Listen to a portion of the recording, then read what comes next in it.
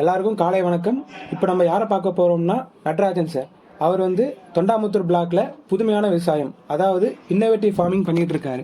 அவர் என்னென்ன problem face பண்ணுறாரு, அவர் எப்படிலாம் நம்ம சக்ஸஸ்ஃபுல்லாக இருந்திருக்காரு அப்படின்றத இப்போ நம்ம பார்க்கலாம். Good morning sir. Good morning sir. இப்போ நீங்கள் இப்போ புதுமையான விவசாயம் பண்ணுறீங்களா சார்? அதுக்கு என்ன காரணம்னு தெரிஞ்சுக்கலாமா சார்? இப்போ நிறைய ப்ராப்ளம்ஸ் போயிட்டு இருக்கு, ஆனால் நீங்கள் ஏன் சார் இந்த புதுமையான விவசாயத்தை எடுத்திருக்கீங்க? இல்லை, புதுமையான விவசாயம்னா ஒன்றும் வருமானம் இல்லை. அதாவது செய்யக்கூடிய அளவுக்கான கூலியோ அதுக்கான வருமானமே இல்லை. அப்போ என்னன்னா அதில் நம்ம இன்னும் அடிஷனலாக ஏதாச்சும் கூட சேர்த்து செஞ்சால் தான் பண்ண முடியும். அப்போ ஏதாவது ஒரு தேடல் இருக்கிறப்ப தான், அதாவது ஒரு பற்றாக்குறை இருக்கிறப்ப தான் நமக்கு கண்டுபிடிப்பு ஒன்று வேணுங்கிற ஒரு அவசியம் வருது. ஸோ அதுக்காக இப்போ நாங்கள் என்ன பண்ணியிருக்கோம்னா, ஒரு ஏக்கர்லேயே மல்டி லேயர் விவசாயம் பண்ணியிருக்கோம். இப்போ பார்த்தீங்கன்னா என்னோடய ஃபீல்ட்லேயே பார்த்தீங்கன்னா வேடப்பட்டி கீழ்ச்சித்தேசாவடி வில்லேஜில் இருக்க என்னோடய கிராமம். அதில் பார்த்தோம்னா இப்போ தற்சமயம் 3 லேயர்ஸ் பண்ணியிருக்கோம். ஒன்று ஃபஸ்ட்டு பாக்கு வச்சுருக்கோம். பாக்கு உயரமான மரம், அது சன்லைட்டை எடுத்துக்கும். ப்ளஸ் அதுக்கு கீழே இன்டர்கிராப்பாக ஜாதிக்காய் வச்சுருக்கோம். அடுத்து ஜாதிக்காய்க்கு ஒரு 50% சன்லைட் இருந்தால் போதும். அந்த சன்லைட்டை நாங்கள் அதில் ஹார்வெஸ்ட் பண்ணிவிடுவோம். அதுக்கப்புறம் கீழே பார்த்தீங்கன்னா அடுத்த லேயர் கோகோ வச்சுருக்கோம். கோகோ வச்சுருக்கிறது பார்த்தீங்கன்னா அதுக்கு இதே மாதிரி தான் சேடு 50% சேடும் 50% இதுங்க வேணும். அப்போ அதுவும் நல்லா வளருது. அதுக்கு கீழே பார்த்தோம்னா மிளகு வச்சுருக்கோம். ஸோ மிளகுல அதில் ஒரு வருமானம் ஆகிடுது. இன்னும் அதுக்கு கீழே பார்த்தா மஞ்சள். ஸோ 5 லேயர்ஸ் நாங்கள் பண்ணியிருக்கோம் ஒரு ஏக்கரில். ஸோ இந்த மாதிரி பண்ணுறப்ப வருமானம் வரலன்னு சொல்கிறதுக்கு வாய்ப்பே இல்லை.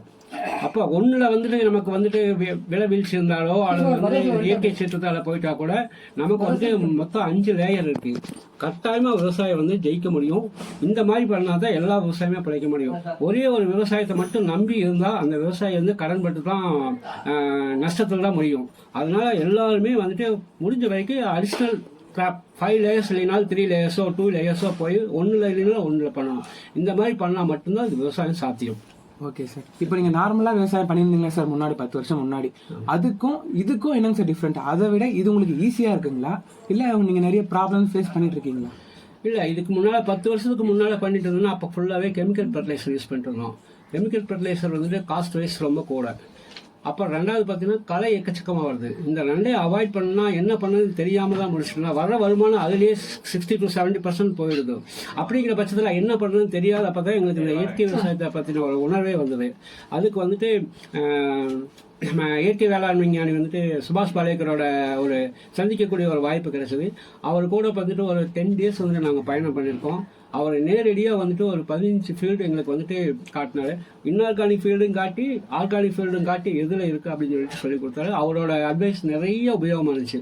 அவரோட சிஸ்டம் தான் இந்த நேச்சுரல் ஃபார்மிங்கும் 5 லேயர்ஸ் ஃபார்மிங்கும் அவரோட தான். 100% அதில் பெனிஃபிட் இருக்குது. ஒன்று என்னன்னு கேட்டிங்கன்னா, கெமிக்கல் ஃபர்டிலைசர் போயாச்சுன்னு வச்சுக்கோங்க, நிறைய காசு இன்வெஸ்ட் பண்ணணும், களை நிறையா வருது. மல்டி லேயர் போயாச்சுன்னு வச்சுக்கோங்க, களையே இல்லை, காஸ்ட் இல்லை, எந்த இடுபொருளும் இல்லை. ஆக்சுவலாக 0 பட்ஜெட் நேச்சுரல் ஃபார்மிங் தான் சொல்ல போகிறோம். இதில் பார்த்தோம்னா ஒன்று நாங்கள் யூஸ் பண்ணுவோம், ஒரு நாட்டு பசுமாடு ப்ளஸ் ஜீவாமிர்தம், அதை வச்சு தயாரிச்சுக்கிறோம். எந்த விதமான செலவும் நாங்கள் பண்ணிக்கிறதில்ல. ஒரு எக்ஸாம்பிளுக்கு பார்த்தா நீங்கள் 0 பட்ஜெட்னு சொல்கிறீங்க, எப்படி 0 பட்ஜெட்டு, அதுக்கு தேவையானதெல்லாம் வெளியிலேருந்து வாங்கணுமில்ல அப்படின்னு சொல்லிட்டு. இல்லை, அது கூட தேவையில்லை. என்னன்னு கேட்டிங்கன்னா, எங்கள் தோட்டத்தில் இருக்கிற நாட்டு பசுமாடு கோமியம் பைத்தமாவு பயிர் மட்டும் வாங்கணும். அதுக்கு பார்த்தீங்கன்னா நாங்களே வரப்போகிறோம் பயிர் வகைகள் நட்டுருக்குறோம். அதுக்கப்புறம் கரும்பு சக்கரை அதுக்கு போடணும். கரும்பு சக்கரை தான் வெளியிலேருந்து காசு கொடுத்து வாங்கணும், அதுவும் தேவையில்லை. எங்கள் வரப்போகிற நாங்கள் பப்பாளி நட்டுருக்கோம். 1 கிலோ கரும்பு சக்கரைக்கு வர ஒரு 3 கிலோ பப்பாளி பழம் போட்டால் போதும், தண்ணி. அப்போ எங்களுக்கு எந்த இதுவுமே இல்லை, இடுப்பொருள் இல்லை. நான் இன்ஆர்கானிக் கெமிக்கல் ஃபர்டிலைசர் போட்டு 100 ரூபா ஈல்டு எடுக்கிறதுக்கு நேச்சுரல் ஃபார்மிங்கு போயிட்டு நான் 80 ரூபா வந்தாலும் எனக்கு 20% எக்ஸ்ட்ரா ப்ராஃபிட் தான் வருது. அப்படிங்கும்போது நான் அதுக்கு போக வேண்டியதில்லை ஒன்று. அப்புறம் ரெண்டாவது பார்த்தோம்னா, இதை வளர்த்தக்கூடிய மல்டி லேயரில் வளர்த்தக்கூடிய அத்தனை பயிர்லையுமே பார்த்தோம்னா இலை பார்த்தீங்கன்னா ஒரு ஹெக்டேருக்கு 3000 கிலோ அல்லது 4000 கிலோ உதிருது. அப்போ மண் பார்த்தீங்கன்னா ஆரம்பத்தில் கெமிக்கல் ஃபர்டிலைசர் போட்டுருக்கிறப்ப என்னோட ஆர்கானிக் கார்பன் 0.4 அல்லது 0.45 தான் இருந்துச்சு. இப்போ ஒரு 7 இயர்ஸ் கழிச்சு இப்போ எடுத்து பார்த்தீங்கன்னா 2.5 இருக்குது. இனி நான் ஜீவாமிர்தம் கூட பண்ண வேண்டியதில்லை. எனக்கு இது ஆக்சுவலாக நேச்சுரல் ஃபார்மிங் ஆகிடுச்சு. இப்போ அவர் சொல்கிறபடியாக இப்போ பார்த்தா நேச்சுரல் ஃபார்மிங் ஆகிடுச்சு. என்னது கம்ப்ளீட்டாக ஃபீல்டு மைக்ரோ கிளைமேட் ஆகிடுச்சு. உள்ள நான் மலை பிரதேச வரைக்கூட பயிர் போட்டவொன்னே அங்கே இதில் வருது.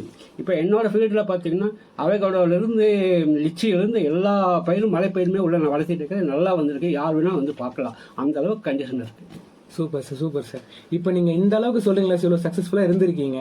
இப்போ நார்மலாக இப்போ நம்ம ஆடியன்ஸ் வந்து பார்க்குறவங்க நார்மலாக விவசாயம் பண்ணிட்டு இருக்காங்க. அவங்களுக்கு இதில் அதை விட்டுட்டு இதை பண்ணலாம், நேச்சுரல் ஃபார்மிங் பண்ணலாம் அப்படின்னு நீங்கள் கொடுக்குற ஒரு சஜஷன் மாதிரி ஏதாவது இருக்குங்களா சார்? இல்லை, 100% நேச்சுரல் ஃபார்மிங்கில் வந்துட்டு பெனிஃபிட் இருக்குது. எந்த விதமாக அதான் இடுபொருளே இல்லை, அதில் நமக்கு செலவே இல்லை. விதைக்கிறோம், அறுவடை பண்ணுறோம். அந்த மாதிரி கஷ்டமாக இருக்குங்களா, ஈஸியாக இருக்குங்களா சார்? இப்போ ஈஸி, ரொம்ப ரொம்ப ஈஸிங்கிற. நம்ம விதைக்கிறோம், அறுவடை பண்ணுறோம், அவ்வளோதான். மல்டிலேயர் பர்சன் களை எடுக்க வேண்டிய வேலையும் இல்லை, எதுவுமே இல்லை. அப்போ இன்புட் செலவாக எதுவுமே இல்லை. அப்படிங்கும்போது நம்ம இன்னும் 60% சேல்ஸ் பண்ணாங்களோ அது நமக்கு ப்ராஃபிட் தான். இப்போ நீங்கள் இவ்வளோ இன்னோவேட்டிவாக பண்ணியிருக்கீங்க சார். இப்போ இவ்வளோ ஸ்பெசிஃபிக்காக நீங்கள் என்னென்ன செலவு பண்ணிட்டு இருக்கீங்க சார்? இல்லை, மெயினாக வந்துட்டு கோகோ தான் ரொம்ப இம்பார்ட்டண்ட்டாக இருக்குது. கோகோவில் என்ன பெனிஃபிட் இருக்குதுன்னு கேட்டிங்கன்னா, ஒன்று இன்டர் கிராப் தான், அது செகண்டரி வருமானம் வருது. அப்புறம் அதில் பார்த்தீங்கன்னா வருஷத்துக்காக பார்த்தீங்கன்னா ஒரு ஹெக்டேரில் வந்துட்டு 4 டன்லேருந்து 5 டன் தலசத்து கிடைக்குது. அது போக பார்த்தீங்கன்னா அதை மல்ச்சிங் போட்டுவிட்டோம்னா களை செலவு இல்லை. கிட்டத்தட்ட ஏக்கருக்கு வந்துட்டு 5000 10,000 களை செலவு மிச்சமாகுது. உரம் வந்துட்டு ஒரு ஹெக்டேருக்கு வந்துட்டு 4 5 டன் கிடைக்குது. இதே ஒரு பெரிய பிரயோஜனம். அது போக இப்போ கோகோ பார்த்தீங்கன்னா உலகம் முழுக்கவே நல்லா டிமாண்ட் இருக்குது. அதில் குறிப்பாக இங்கே பார்த்தோம்னா நம்ம இந்தியாவுக்கு தேவையில் வந்துட்டு 3ல் 1 பங்கு தான் இப்போ இங்கே விளையுது. அதனால் பார்த்தோம்னா கோகோ ஒரு 2 இயர்ஸ் முன்னால் பர் கேஜி வந்துட்டு நான் 185 200 கொடுத்துருந்தேன். பட் இப்போ 6 மந்த்ஸாக ஒரு 1 இயராக பார்த்தோம்னா ஈவன் கிலோ 1000 ருபீஸ் வரைக்கும் போச்சு. நான் 300 கிலோ கொடுத்து 3 லட்சம் ரூபா வாங்கியிருக்கோம். ஸோ அப்படிங்கும்போது கோகோ வந்துட்டு இனிமேல் அதுதான் முதன்மை பயிராக வந்துட்டு செகண்டரியாக இருக்காது போல தெரியுது. அதனால் கோகோ வந்துட்டு யார் வேணும்னு பண்ணால் நல்ல பிரயோஜனம் இருக்கும் ஒன்று. அதே மாதிரி பார்த்தோம்னா கோகோவுக்கு வந்துட்டு கேட்பரிஸும் டிஎன்ஏயும் 2 சேர்ந்து எங்களுக்கு வந்துட்டு சீல்டிங் ஃப்ரீயாக கொடுத்துறாங்க. அதுக்கான இடுபொருள் கொடுத்துறாங்க. அசோஸ்பைலம், பச பாக்டீரியா, மண்புழு போன்ற எல்லாமே கொடுத்துறாங்க. அதுபோக ஒரு ஹெக்டேருக்கு வந்துட்டு செலவு இடுபொருள் செலவுக்காக நடதுக்கான செலவுக்காக வந்துட்டு ஒரு 12,500 கொடுத்துறாங்க. ஸோ இவ்வளோ பெனிஃபிட் கொடுத்துட்றாங்க. பிரயோஜனம் நிறையா இருக்குது. அப்படிங்கிற பட்சத்தில் எல்லா விவசாயமும் இதில் பயன்படலாம். ஒன்று. ரெண்டாவது பார்த்தீங்கன்னா இந்த கோகோ நான் தனிப்பட்ட முறையில் இவ்வளவு இஷ்டப்பட்டு வந்ததுக்கு காரணம் எந்த விதமான மீடியேட்டரும் இல்லை. இதில் நான் ப்ளஸ் கேட்பரிஸ் மட்டும்தான் இதில் இது பண்ணிக்கிறோம். அதனால் உலக மார்க்கெட் என்னவோ அந்த ரேட்டுக்கு வந்துட்டு எங்ககிட்ட எடுத்துக்கிறாங்க. அதே மாதிரி காலையில் வந்துட்டு எங்கிட்ட வந்துட்டு கோகோ பீன்ஸ் எடுத்துகிட்டு போயாச்சுன்னா ஈவினிங் அல்லது அடுத்த நாள் மார்னிங் எனக்கு பணம் பேங்க்கில் வந்துடுது. இதை விட ஒரு வசதியான ஒரு விவசாயம் இருக்குமான்னு எனக்கு தெரியல. அதனால எல்லா விவசாயிகளும் இதை நீங்கள் விசாரிச்சுட்டு கண்டிப்பாக பயன்படுத்தலாம். அந்தளவுக்கு இதில் பெனிஃபிட்ஸ் இருக்குது. சார், ரொம்ப நன்றி சார். நீங்கள் கொடுத்த இன்ஃபர்மேஷன்லாம் மற்ற விவசாயிகளுக்கெல்லாம் ரொம்ப பயனுள்ளதாக இருக்கும்னு நம்புகிறோம் சார். Thank you sir. நன்றி.